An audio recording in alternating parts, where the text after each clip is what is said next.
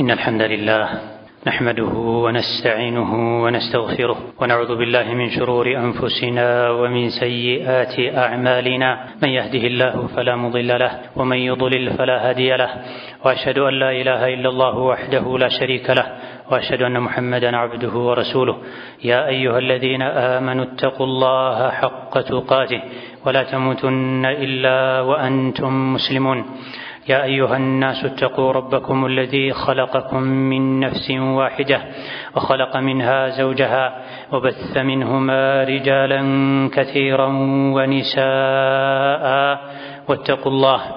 واتقوا الله الذي تساءلون به والأرحام إن الله كان عليكم رقيبا يا أيها الذين آمنوا اتقوا الله وقولوا قولا سديدا يصلح لكم أعمالكم ويغفر لكم ذنوبكم ومن يطع الله ورسوله فقد فاز فوزا عظيما أما بعد فإن أصدق الحديث كتاب الله وخير الهدي هدي محمد صلى الله عليه وعلى آله وأصحابه وسلم تسليما كثيرا وشر الأمور محدثاتها فإن كل محدثة بدعة وكل بدعة ضلالة وأوصيكم ونفسي بتقوى الله يا عباد الله فاتقوا الله تعالى حق التقوى يا الله باروچوي الله ያዛችሁን በመታዘዝ የከለከላችሁን በመከልከል ሁሌም በሁሉም ጉዳይ ላይ በሁሉም ቦታ ላይ ጌታ አላህን የሚገባውን ፍራቻ ፍሩት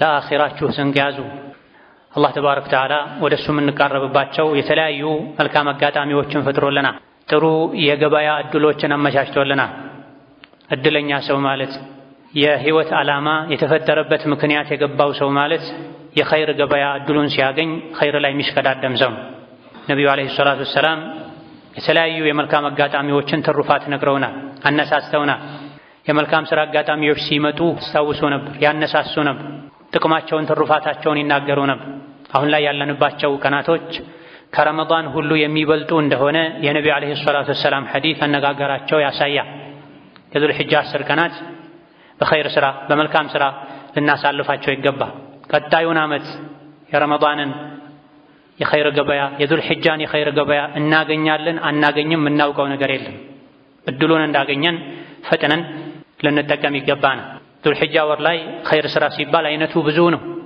ሁሉም እንዳቅሙ ኸይር ስራ መስራት ይችላል ፍላጎቱ እስካለ ድረስ እዚህ ዱንያ የመጣ ነው ለስራ ነው የሚለው ቁም ነገር እስከገባን ድረስ በዙል ሒጃ 10 ቀናት ልንሰራቸው ከሚገቡ ስራዎች አንዱ የተለመደውን የሶላትን ዒባዳ አጠናክሮ አሳምሮ ማከናወን ከተውሂድ ቀጥሎ ትልቁ ውድ ስራ አላህ ዘንድ ሶላት መስገዱ ብቻ በቂ አይደለም አሳምሮ አስተካክሎ አስውቦ መስገድ ያስፈልጋል ሰጋጅ ሁሉም አይደለም የሶላትን ምንዳም ያገኝ የሶላትን ትሩፋት የሚታደለው قد أفلح المؤمنون الذين هم في صلاتهم خاشعون የተባለ ሰጋጆች ፈላህን አገኙ ከሚሰጉት ነገር ዳኑ የሚፈልጉትን አገኙ የተኞቹ ሰጋጆች الذين هم في صلاتهم خاشعون ሶላታቸው ውስጥ ኹሹዕ ያላቸው በጥሞና ባስተውሎት የሚሰግዱ ሰጋጆች ናቸው የሚድኑት ምንጊዜም 5 ወቅት ሶላትን መስገድ የሙስሊም ግዴታ ነው ረመዳን ላይ 10 ዙል ሒጃ ላይ ደግሞ የበለጠ ወደ አላህ ለመቃረብ ሲባል ሶላቱን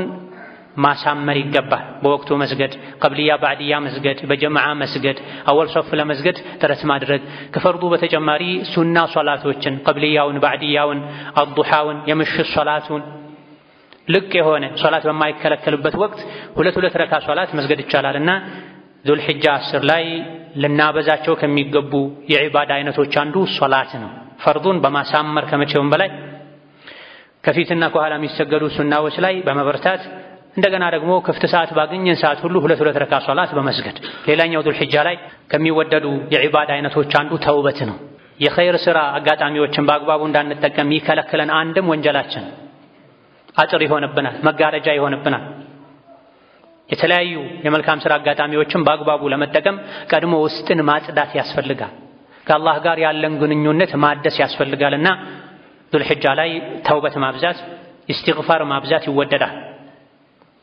ተጋቀደምቶች ለይል ሶላት መስገድ እፈልጋለሁኝ ግን አልችልም ተብለው ሲጠየቁ ወንጀልህ ነዋ ያሰረህ የሚል መልስ ሰጥተዋል ቀን ቀን አላህን አታምፀው ማታ ማታ እፊቱ ተነስቶ የመቆምን ክብር ይሰጥሃል ብለዋል ወንጀል ለይል ሶላትን ከከለከለ ሌሎችንም ኸይር ስራዎችን ይከለክላል። ከአላህ ያርቃል፣ ወደ ሸይጣን ያስጠጋል፣ ገፍላ ውስጥ እንዲገቡ ያደርጋል። የተለያዩ የመልካም ስራ አጋጣሚዎችን እያዩ እንዳላዩ ለማሳለፍ ሰበብ የሚሆነው አንድም በወንጀል ብዛት ምክንያት ቀልብ መድረቁን፣ አኺራን መዘንጋቱን። ስለዚህ ዙልሒጃ ላይ ሌሎችም የመልካም ስራ አጋጣሚዎች ላይ ሊሰሩ ሊተኮርባቸው ከሚገቡ ነገሮች አንዱ ተውበት ነው። በልብም በቃልም በተግባርም ተውበት የሚደረገው በአፍ ብቻ ሳይሆን በልብም ጭምር በአቋምም ጭምር። የተለያዩ አላህ የሚጠላቸው ነገሮች ካሉ እነዚያን ማስወገድ። ጊዜውን በወንጀል የሚያሳልፍ ሰው ለኸይር ጊዜ አያገኝም።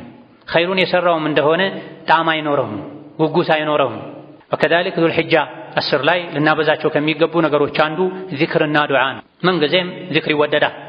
ከትልልቅ በጣም ብዙ ትርፍ ካላቸው መልካም ስራዎች አንዱ ዚክርና ዱዓ ነው።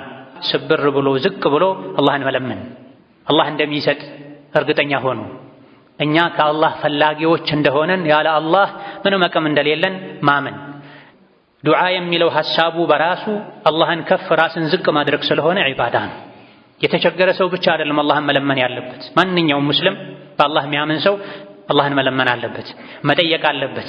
ምን ጠይቀው የዱንያ ሓጃ ብቻ አይደለም፣ ትልቁ ሓጃ የአኺራ ሓጃ ነው። አላህን ተባረከ ወተዓላ ማስታወስ፣ ዱዓ ማድረግ የህይወት ዒባዳ ነው። በየቀኑ በየሌሊቱ ዘውትር አላህን ተባረከ ወተዓላ ልንማጸነው ልናስታውሰው ይገባናል። ጌታ አላህ በተከበረው ቃሉ ኡትሉ ማ ኡሕየ ኢለይከ ሚነል ኪታቢ ወአቂሚ ሶላህ ኢነ ሶላተ ተንሃ ዐኒል ፈሕሻኢ ወልሙንከር ወለዚክሩላሂ አክበር ወላሁ ያዕለሙ ማ ተስነዑን ብለናል። አንተ ነቢያችን ሆይ፣ አንተ አማኝ ሆይ ወደ አንተ የወረደውን ዋሕይ ቁርአንን አንብብ፣ ህጉንም ተከተል፣ ተግብረው። ሶላትን አስተካክለህ ስገድ፣ አሟልተህ ስገድ። ሶላትን አስተካክሎ መስገድ ከወንጀል አላህ ከሚጠላው ስራ ከጸያፍ ነገር ያርቃል፣ ይጠብቃል። ወለዚክሩላሂ አክበር፣ በሶላት ውስጥ አላህን ማስታወሱ ደግሞ ከሶላቱ ከራሱ ይበልጣል ብሏል። የሶላቱ አንዱ ዓላማም አላህን ተባረከ ወተዓላ ማስታወስ ነው። ሐጁም አላህን ለማስታወስ ነው። ጾሙም አላህን ለማስታወስ ነው። ሴት ልጅ ሒጃብ ማድረጓ፣ ከወንጀል መራቋ፣ ሸሪዓን መተግበሯ፣ የተለያዩ የሚደረጉ ነገሮችን ማድረጓ፣ የሚከለከሉ ነገሮችን መተዋ፣ ማንኛውም ሙስሊም ይሄን ማድረጉ ዓላማው አላህን ማውሳት። ሰዎች ወንጀል ላይ የሚወድቁት አላህን ማስታወስ ሲረሱ ነው፣ ሲተው ነው። ከወንጀል የሚታቀቡትም አላህን አስታውሰው ነው። ወአቂሚ ሶላተ ሊዚክሪ ብሏቸዋል ሙሳን ዓለይሂ ሰላም። ፈዕቡድኒ ተገዛኝ፣ አምልከኝ፣ ሶላት ስገድ እኔን ለማስታወስ ብሏቸዋል። ነቢያት እንኳ አላህን ተባረከ ወተዓላ በሶላት እንዲያስታውሱ ታዘዋል። ወዛኪሪነ አላህ ከሲረን ወዛኪራት አዐደ አላሁ ለሁም መግፊረተን ወአጅረን ዐዚማ የሚል አንቀጽም አለ። በብዛት አላህን የሚያስታውሱ ወንዶች፣ በብዛት አላህን የሚያስታውሱ ሴቶች አላህ ተባረከ ወተዓላ ምህረትን፣ ትልቅ ምንዳን፣ ጀነትን አዘጋጅቶላቸዋል ይላል። ከጀሃነም ከሚያድኑ ጀነት ከሚያስገቡ መልካም ስራዎች አንዱ ዚክር ነው፣ አላህን ማውሳት ነው። ዚክር ሁለት አይነት ነው። የምላስ የቃል ዚክር አለ፣ የልብ ዚክር አለ። ሌላኛው ደግሞ የተግባር ዚክር አለ። ሶላቱ፣ ጾሙ፣ ሐላል ሐራምን አውቆ የሚቻለውን ማድረጉ ማይቻለውን ከማድረግ መታቀቡ በራሱ ዚክር ነው። ሙስሊም በማንኛውም ጊዜና ሁኔታ ላይ ዚክርን ሊያዘወትር ሱብሓነላህ ወልሐምዱሊላህ ወላ ኢላሃ ኢለላህ ወላሁ አክበር ሊል፣ ኢስቲግፋር ልናደርግ፣ ሶላት ዐለ ነቢ ልናበዛ ይገባናል። ንግድ ነው። አቅም፣ ጾታ፣ ዕድሜ፣ ቦታ ማይገድበው የዚክር አይነት ነው። ጥቂት ዚክር ማድረግ የሚከለከልባቸው ስፍራዎች አሉ። ከነዚያ ስፍራዎች ውጪ ቆመንም ተቀምጠንም ቤት ውስጥም ከቤት ውጪም ምላሳችንን ዚክር ልናስለምደው ይገባል። አላህ ዘንድ ሀብታም ያደርጋል። ዱንያ አኼራ ላይም እጅግ በጣም ጥቅሞችና ትሩፋቶች አሉት። ነቢዩ ዓለይሂ ሰላቱ ወሰላም በቀን ውስጥ ከ100 ጊዜ በላይ አላህን ምህረት ይጠይቁ እንደነበረ ተነግሯል። አንዴ ብቻ ቁጭ ባሉበት ቦታ 100 ጊዜ 70 ጊዜ እስትግፋር ያደርጉ ከነበረ አላህ ተባረከ ወተዓላ የማራቸው ያከበራቸው የጀነት በር ለመጀመሪያ ጊዜ አስከፋች ያደረጋቸው ነቢዩ ዓለይሂ ሰላቱ ወሰላም እስትግፋር ያደርጉ ከነበረ እኛስ ደካሞች፣ አውቀንም ይሁን ሳናውቅ ብዙ ነገር የምናጠፋ ሰዎች፣ ሸይጣን ስሜታችን የሚጫወትብን ሰዎች፣ ከመልካም ስራችን ይልቅ ወንጀላችን ሊያመዝን ሊበልጥ የሚችል ሰዎች በብዙ እጥፍ ከሳቸው በብዙ እጥፍ እስትግፋር ያስፈልገናል። ምህረት መጠየቅ ያስፈልገናል።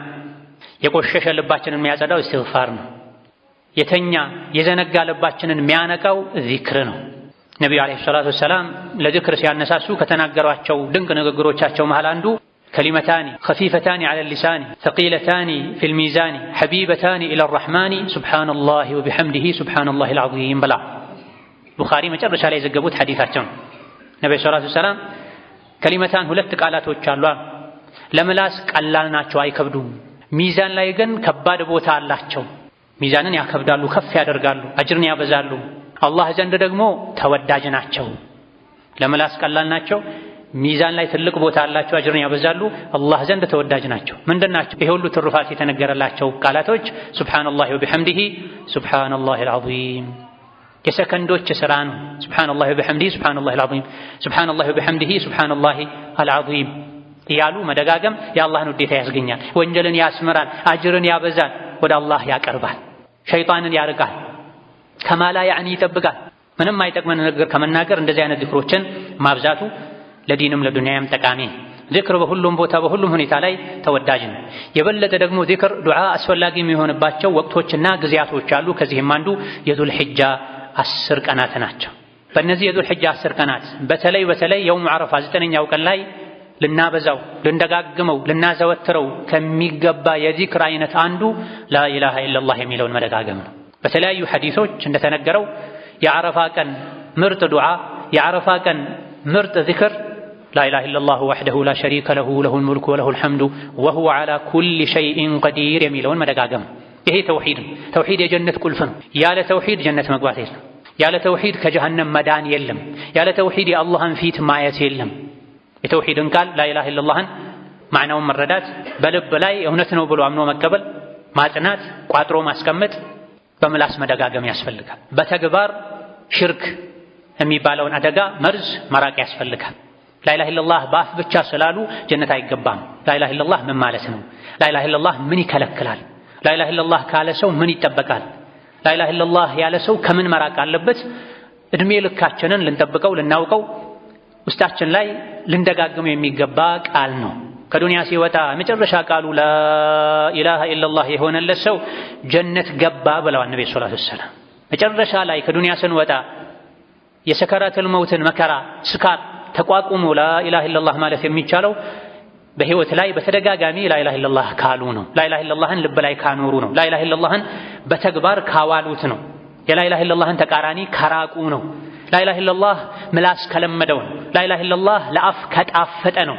የተለያዩ ማይረቡ ንግግሮችን የሚናገር ሰው ልቡ አላህ በሚጠላው ነገር የተሞላ ሰው ሲሞት ላኢላሃ ኢለላህ ማለትን አይታደልም። ሁሌም ላኢላሃ ኢለላህ ልንል፣ በተለይ ደግሞ በእነዚህ በዙል ሒጃ 10 ቀናት ላኢላሃ ኢለላህ ያለባቸው የዚክር አይነቶችን ልንደጋግም ይገባናል። ሱብሓነላህ ወልሐምዱሊላህ ወላ ኢላሃ ኢለላህ ወላሁ አክበርን ላኢላሃ ኢለላህ ወሕደሁ ላ ሸሪከ ለሁ ለሁል ሙልኩ ወለሁል ሐምዱ ወሁወ ዐላ ኩሊ ሸይኢን ቀዲር። እንደዚሁ በረጅሙ ላኢላሃ ኢለላህ አስተግፊሩላህ፣ ላኢላሃ ኢለላህ አስተግፊሩላህ። ብቻ ብዙ የዚክር አይነቶች አሉ፣ ልቅ የሆኑ ዚክሮች። ይሄን ልንደጋግም ይገባናል። በተለይ የውም ዓረፋ ላይ ደግሞ ምርጡ ዱዓ ይሄ ነው። አብዱላህ ብን ዑመር ሌሎችም ደጋግ ቀደምቶች የውም ዓረፋ ላይ ከዚህ ዚክር ውጪ ሌላ ዚክር አይሉም ነበር፣ ከዚህ ዱዓ ውጪ ሌላ ዱዓ አያደርጉም ነበር ተብሏል።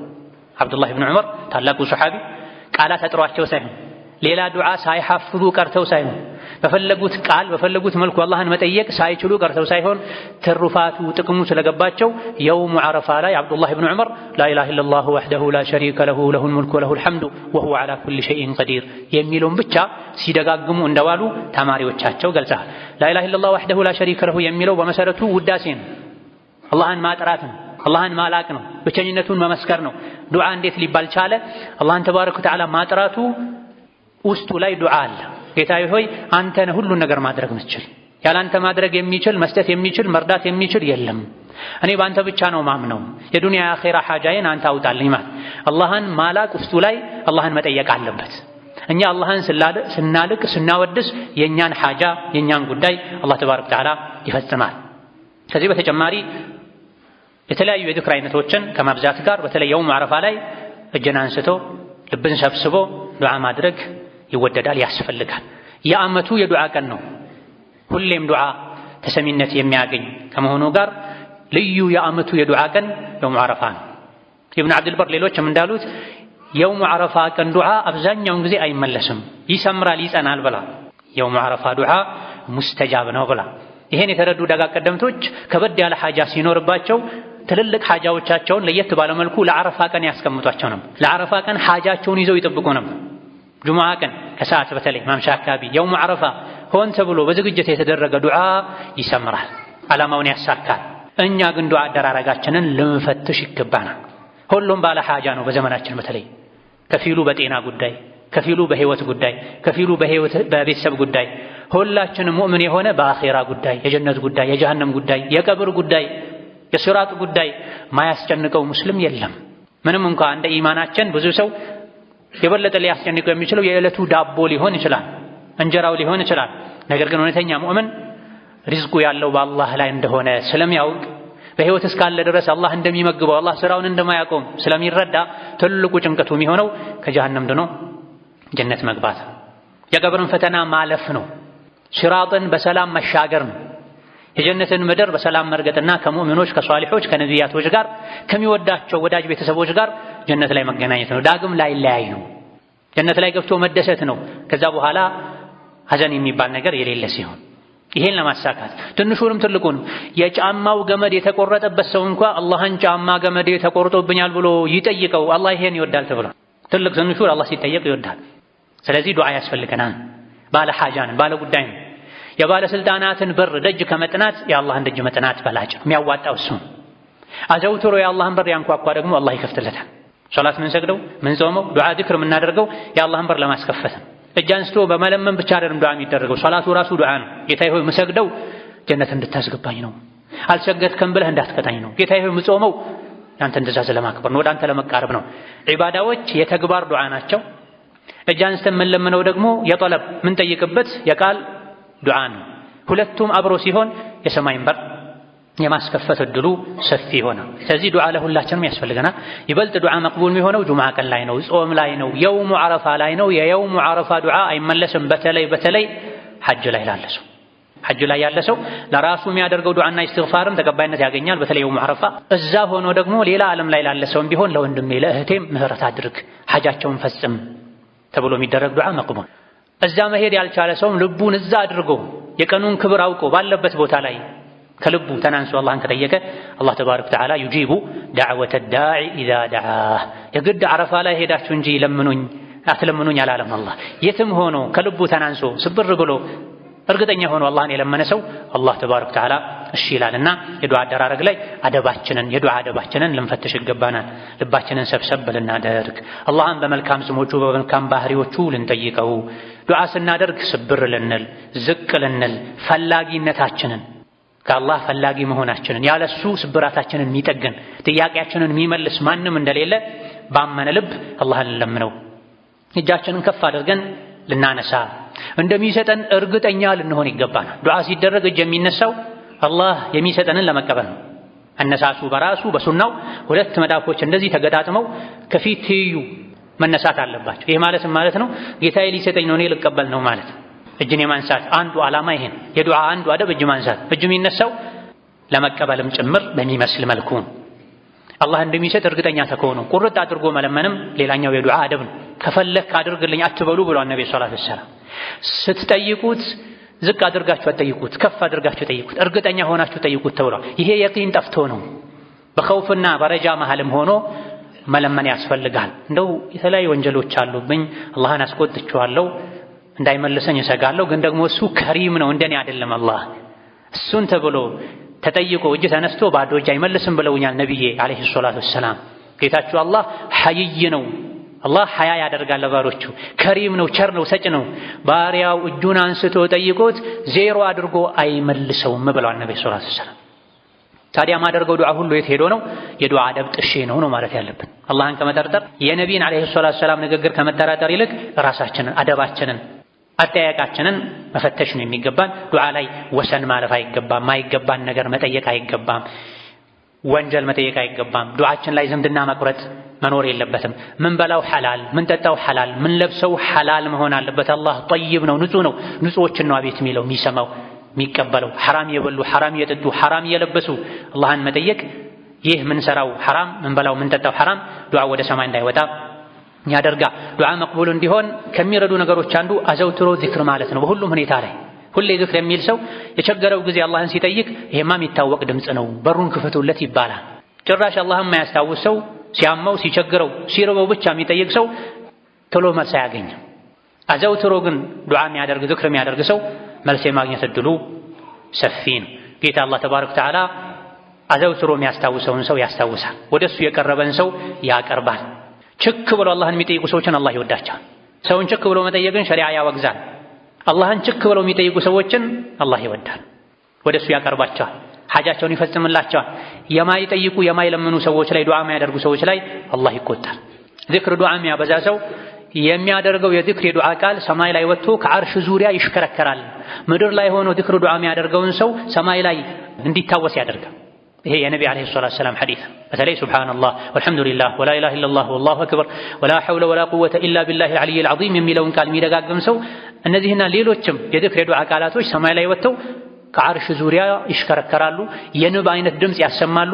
ምድር ላይ ሆኖ እነዚህ ቃላቶችን ያለን ዱዓውን ያደረገውን ሰው ሰማይ ላይ እንዲወሳ እንዲታወስ ያደርጉታል ተብሏል። ምድር ላይ ሆነን የምናደርገው ዚክር ዱዓ ምንሰራው መልካም ስራ ሰማይ ላይ እንድንታወስ ቦታ እንዲሰጠን ያደርጋል። ዚክር ዱዓ ከጠላት ይጠብቃል፣ ከሰውም ከጂንም ከሌሎችም ጠላቶች።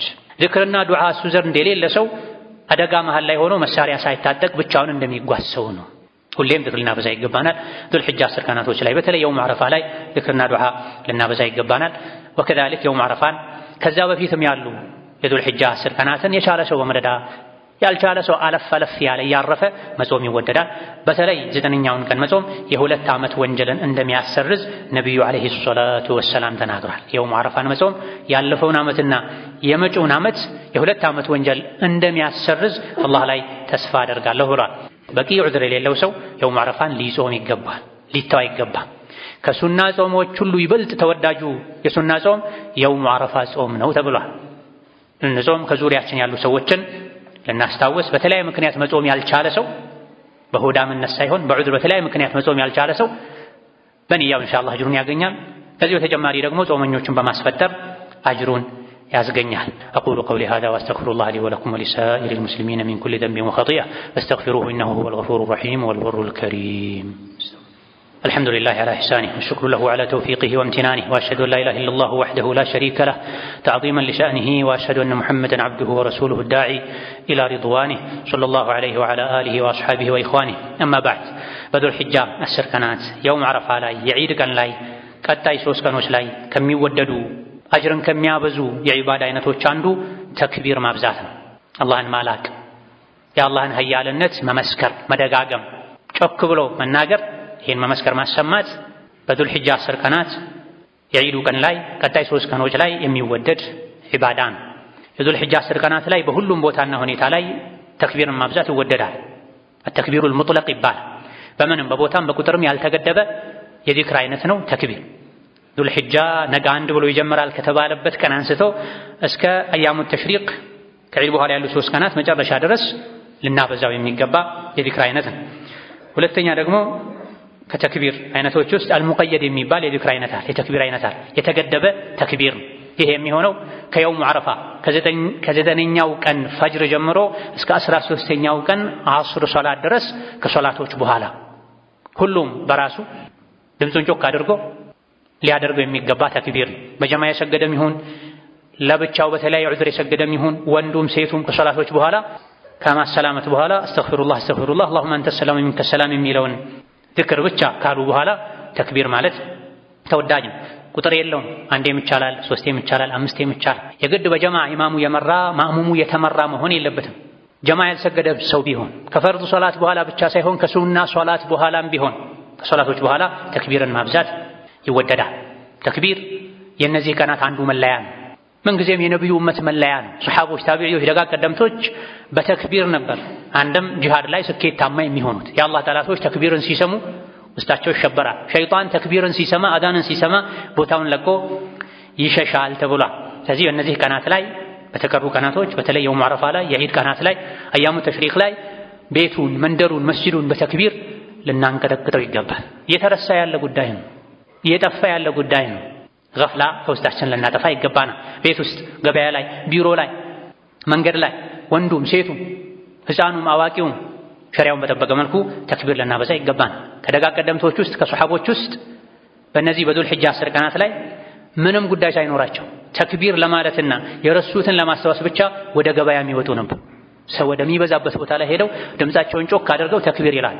የተክቢርን ሱና ሕያው ለማድረግ ሰዎችን ለማስታወስ። ይሄን ሁላችንም በየሱቁ በየመንገዱ መኪና ውስጥ ሴቶች ቤት ውስጥ ስራ እየሰሩ ከቤት ወደ መስጂድ ከመስጂድ ወደ ቤት ወደ ቢሮ ሲኬድ የተክቢርን ሱና ሕያው ልናደርግ ይገባል። የተክቢር አባባሉ አይነቱ ብዙ ነው። የፊቅህ ሊቃውንት የሐዲስ ሊቃውንት እንደገለጹት በሶስት መልኩ ተክቢርን ማድረግ ይቻላል። ሁሉንም ሶስት ጊዜ አላሁ አክበሩ አላሁ አክበሩ አላሁ አክበሩ ላኢላሃ ኢለላህ ወላሁ አክበሩ አላሁ አክበሩ አላሁ አክበሩ ሊላሂል ሐምድ ተክቢሮችን ሶስት ጊዜ ማለትም ይቻላል።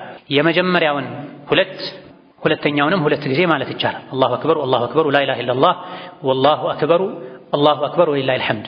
የፊተኛውን 3 ጊዜ የኋለኛውን 2 ጊዜ ማለት ይቻላል። አላሁ አክበሩ አላሁ አክበሩ አላሁ አክበር ላኢላሃ ኢለላህ ወላሁ አክበሩ አላሁ አክበሩ ወሊላሂል ሐምድ። ሁሉንም አድርገዋል ሱሐቦች። አብዱላህ ብን መስዑድ የራሳቸው ነበራቸው። ሰልማን አልፋሪሲ የራሳቸው ነበራቸው። የቁርአኑ አያ ኢጥላቁ ይሄን ነው የሚያሳይ። አንድ ጊዜ ብቻም ቢሆን አላሁ አክበር ቢል አንድ ሰው ያተርፋል እንጂ የሚያጣው ነገር አይኖርም። ስለዚህ ተክቢርን ልናበዛ ልንደጋግም፣ ልጆቻችንን ልናስተምር ይገባናል።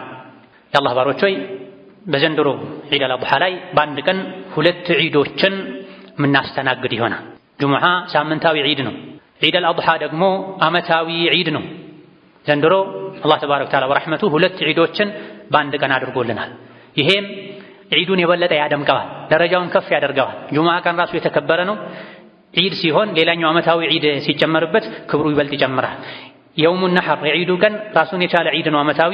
ከጁሙዓ ጋር አብረው ሲሆኑ ደግሞ ደረጃቸው የበለጠ ከፍ ይላል። በዚህም የበለጠ ልንደሰት የበለጠ ኸይር ሥራ ላይ ልንበረታ ይገባናል። በዒድ ቀን ላይ መብላት፣ መጠጣት፣ ንጹህ አዲስ ልብስ መልበስ፣ ደስታን መግለጽ፣ መዘያየር ተወዳጅ ነው። ለራስ ብቻ መደሰትና መብላት መልበስ ሳይሆን ከዙሪያ ያሉ ሰዎችን ማብላት፣ ማጠጣት፣ ማልበስ፣ ማስደሰት፣ መዘየር፣ ደካሞችን፣ ረዳት የሌላቸውን፣ ብቸኝነት የሚሰማቸውን አይዟችሁ ማለት አንዱ በዒድ ቀን ልናደርገው የሚገባ ትልቅ ዒባዳ ነው። የዒድ ቀን ላይ ማዘን፣ መተከዝ ከሸይጣን የዒድ ቀን ላይ ማዘን፣ መተከዝ፣ መከፋት ከሸይጣን የደስታ ቀን ነው። አላህ የሚወሳበት ቀን ነው። አላህ ፈቅዶ የምንደሰትበት ቀን ነው። ሌላ ጊዜ የሚደሰት የዒድ ቀን ላይ ድብርትን ጠራርቶ የሚያመጣ ሰው ሸይጣን የሚጫወትበት ሰው፣ የኡማውን ቁስል የግሉን ችግር በዛ ቀን እንጂ ሸይጣን የማያስታውሰው ሰው ካለ ሸይጣን ተጫውቶበታል። ነቢዩ ዓለይሂ ሰላቱ ወሰላም በዒድ ቀን ተደስተዋል። አልኢማም አልሓፊዝ ኢብኑ ሐጀር ሌሎችም የዒድ ቀን ላይ ደስታን ማንጸባረቅ መደሰት ሱና ነው፣ የዲን አካል ነው ብለዋል። ይሄ የተባለው እነዚህ የእስላም ሊቃውንት የተደሰቱት ነቢዩ ሰላቱ ወሰላም ተደሰቱ ያሉት የኡማ ጉዳይ ሳያሳስባቸው ቀርቶ አይደለም። በሌላ ጊዜያት ከኡማው ጋር ማዘን አዝኖ ቁጭ ማለት ሳይሆን የኡማው ሐዘን ችግር የሚቀረፍበትን መንገድ መከተል፣ መፍትሄዎችን መጠቀም ይገባል። የዒድ ቀን ግን ዒድ ነው። ነቢዩ ሰላቱ ወሰላም ብዙ ሰሐቦቻቸው የተገደሉበት የሞቱበት ዓመታት ላይ ዒድ አክብረዋል። አይ ዘንድሮ አንደሰትም፣ ዒድ የለም፣ ወንድሞቻችን ተቸገረው፣ እህቶቻችን ተቸገረው፣ ዒድ አናከብርም አላሉም። በዒድ ቀን መደሰት ሱና ነው። ደስታው በሸሪዓው መሰረት መሆን አለበት። ለደስታ ብሎ ዲን የከለከለውን ማድረግ፣ ዘፈን ማድመጥ፣ ሴት ልጅ ሸሪዓ ማይፈቅደውን አይነት አለባበስ ለብሳ ወጥታ አላህን ማስቆጣት ፈጽሞ አይገባም። ደስታችን በሸሪዓው ሚዛን መሰረት መሆን አለበት። የዒድ ቀን ላይ ብቻችን መደሰት የለብንም። ውድሕያን ለ3 ክፈሉት የተባለው ለዚህ ነው። ውድሕያን ለ3 ክፈሉ። 1/3ኛውን ለራስ ለቤት ማስቀመጥ፣ 1/3ኛውን በዕለቱ መገባበዝ፣ 1/3ኛውን በጥሬው ለሚስኪን ለደካማ መስጠት አንድ ደስታችንን ከሌሎች ጋር የምንካፈልበት ሌሎችን የምናስደስትበት አጋጣሚ ነው። ለራሱ ለልጆቹ ልብስ የሚገዛ ሰው ከዙሪያው ላሉ የቲሞች፣ አቅመ ደካሞች፣ የተቸገሩ ሰዎች፣ ስራ ለተበላሸባቸው ሰዎች አይዞ ወንድሜ አይዞሽ እህቴ ብሎ እጅ መዘርጋት ማስታወስ ሌላኛው ደስታን የምንጋራበት አጋጣሚ ነው። ትክክለኛው ደስታ በመብላት በመጠጣት ብቻ አይደለም፣ በዒባዳ ነው። የአላህ ባሮችን በማስደሰት የታመሙ ሰዎች ራሱ ሰውን በማስደሰት ፈውስ ያገኛል። ይህ ነው ተብሎ በቃላት ማይገለጽ ልዩ ደስታ ውስጥ ላይ ይሰማል። ሰውን ሲያስደስቱ፣ ሰውን ሲረዱ፣ ይሄን ደስታ ልንፈልገው ይገባል፣ ልናገኘው ይገባል። መስጠት ያስደስታል። ባጭር ማስደሰት ብቻ አይደለም፣ አላህ ዘንድ እንዲወሱ ያደርጋል። ለአኺራ ይቀመጣል። አላህ በሰጠን ልክ ልንሰጥ፣ በተለይ በደስታ ቀኖች ሌሎችን እንዳይከፉ ልናደርግ ይገባል። ጁሙዓና ዒድ አብረው በአንድ ቀን ከተገጣጠሙ ዒድን የሰገደ ሰው ጁሙዓ ሶላትን መስገድ ግዴታ አይሆንበትም። ጁሙዓና ዒድ በአንድ ቀን ከተገጣጠሙ ዒድን ከኢማም ጋር ሄዶ የሰገደ ሰው ኋላ ላይ ጁሙዓ ባይሰግድ ችግር የለም። በላጩ ከኢማም ጋር ጁሙዓን በሰዓቱ ሄዶ መስገድ። አይ አልሰግድም ያለ ሰው ሰፈሩ ላይ አካባቢው ላይ ባለበት ዙህር መስገድ ይችላል። ነገር ግን በጀማዓ መሆን አለበት። ነቢዩ ዓለይሂ ሰላቱ ወሰላም እሳቸው ጊዜ ጁሙዓና ዒድ አብረው ሆነው ኢጅተመዐ ፊ የውሚኩም ሃዛ ዒዳኒ ፈመን ሸሂደል ዒደ ፈላ ጁሙዐተ ዐለይህ ብላ በዚህ ቀን ዛሬ ሁለት ዒዶች ተሰባስበዋል ተገጣጥመዋልና ዒድን የሰገደ ሰው ጁሙዓ የመስገድ ግዴታ የለበትም ብለዋል። ነገር ግን ዙሁር በምንም መልኩ አይቀርም። በላጩ ጁሙዓን መስገድ ነው። በተለይ የተወሰኑ ሊቃውንት አንዱ ሌላኛውን አይተካም፣ ጁሙዓን መሰገድ አለበት ዒድን መሰገድ አለበት የሚል አቋም ያላቸው ሊቃውንት ስላሉ ካልተቸገሩ ሁለቱንም መስገዱ በላጭ ነው። ያልቻለ ሰው ጁሙዓ መስጂድ የሚርቀው ሰው የሚቸገር ሰው ኡድሒያ ለማስተካከል ሰዓት ማይበቃው ሰው ዲን አልእስላም ገራገር ዲን ነው። እንዲህ አይነት ነገሮችን ከግምት ውስጥ በማድረግ ጁሙዓና ዒድ አንድ ላይ ከሆኑ ዒድን የሰገደ ሰው ጁሙዓ ባይሰግድ ችግር የለውም ተብሏል። ይህ ማለት ግን ዙሁር መሰገድ የለበትም ማለት አይደለም። ጀማዓ መቅረት አለበት ማለት አይደለም። ለመስጂድ ቅርብ የሆኑ ሰዎች ጁሙዓንም ዒድንም ቢሰግዱ መልካም ነው። የሚቸገሩ ሰዎች ደግሞ ዒድ ከሰገዱ ጁሙዓውን ትተው ሰፈራቸው ላይ ዙሁር መስገድ ይችላሉ። ثم صلوا وسلموا على البشير النذير والسراج المنير فقد أمركم بذلك ربكم قائلا إن الله وملائكته يصلون على النبي يا أيها الذين آمنوا صلوا عليه وسلموا تسليما اللهم صل وسلم وبارك على عبدك ورسولك نبينا محمد وعلى آله وأصحابه وأتباعه وسلم تسليما كثيرا اللهم أعز الإسلام والمسلمين وأذل الشرك والمشركين ودمر أعداءك أعداء الدين اللهم اجعل هذا البلد آمنا مطمئنا سخاء رخاء وسائر بلاد المسلمين اللهم آمنا في دورنا وأوطاننا ولا تسلط علينا بذنوبنا من لا يخافك فينا ولا يرحمنا اللهم وحد صفوف المسلمين اللهم وحد صفوف المسلمين اللهم وحد صفوف المسلمين واجمع كلمتهم على الحق يا قوي يا متين اللهم من أراد بالإسلام والمسلمين شرا فاشغله بنفسه واجعل تدبيره تدميرا عليه يا ذا القوة المتين اللهم أعنا على ذكرك وشكرك وحسن عبادتك اللهم أعنا على ذكرك وشكرك وحسن عبادتك اللهم أعنا على ذكرك وشكرك وحسن عبادتك اللهم إنا نسألك رضاك والجنة ونعوذ بك من سخطك والنار اللهم إنا نسألك رضاك والجنة ونعوذ بك من سخطك والنار اللهم إنا نسألك رضاك والجنة ونعوذ بك من سخطك والنار ربنا اغفر لنا ولوالدينا ولمشايخنا ولجميع المسلمين آمين والحمد لله رب العالمين.